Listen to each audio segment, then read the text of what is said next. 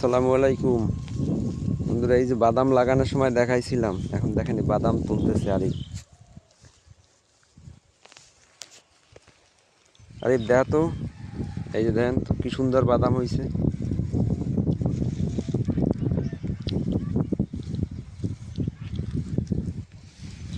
আমি এটা টান দিই, এই তো বিসমিল্লাহ। এই যে দেখেন মাশাল্লাহ, গাছ ছোট, বাদামও কম হয়েছে।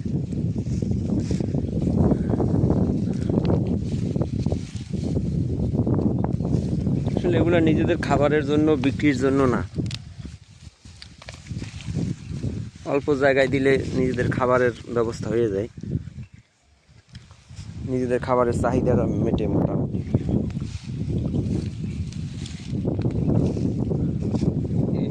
গাছ ভালো হয়েছিল, গাছ ভালো হয়েছে, কিন্তু হয়তো লাগানো একটু লেট হয়েছে, এই জন্য সবগুলো ওই রকম অতটা পুষ্টিকর এখনো হয় না। মানে বৃষ্টির কারণে উঠানো লাগে, নাহলে তো যেগুলো আর একটু প্রাপ্তবয়স্ক হয়েছে ওগুলো আবার গাছ ফুটে যাইবে।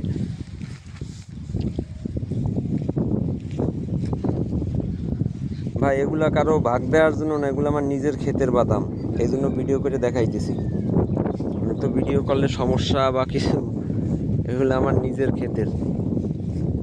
এই আরিফ আর আমার এই দুইজন ভাগিদার। আবার কেউ ভাইবেন না যে কারো ক্ষেতেরটা দেখাইতেছি।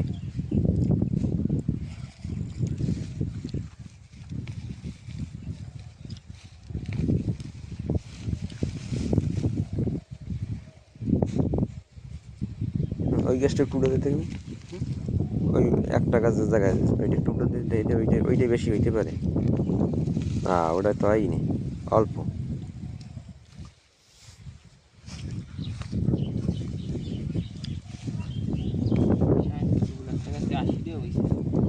একটা গাছে 80টা বাদাম হয়েছে।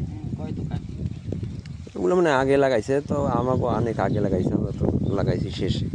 আরে যা হয়েছে তো নিজের খাওয়ান চলবে মাসাল্লাহ, এরপরও একদম পুরো বছর ভরিয়ে খাওয়া যায়।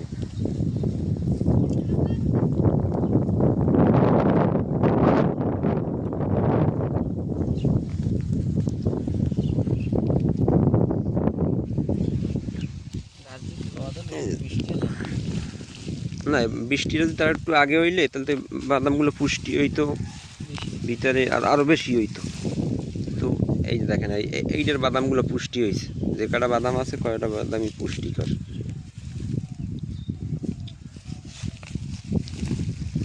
সময় মতো পানি পায় নাই, পানি হইলে আর একটু ভালো হইতো। আবার এখন এসে পানি পানি পেতেছে, এখন তো আর পানির দরকার না। 15টা দিন পরে উঠাইতে পারলে বাদামগুলো একদম পরিপূরক হইতো।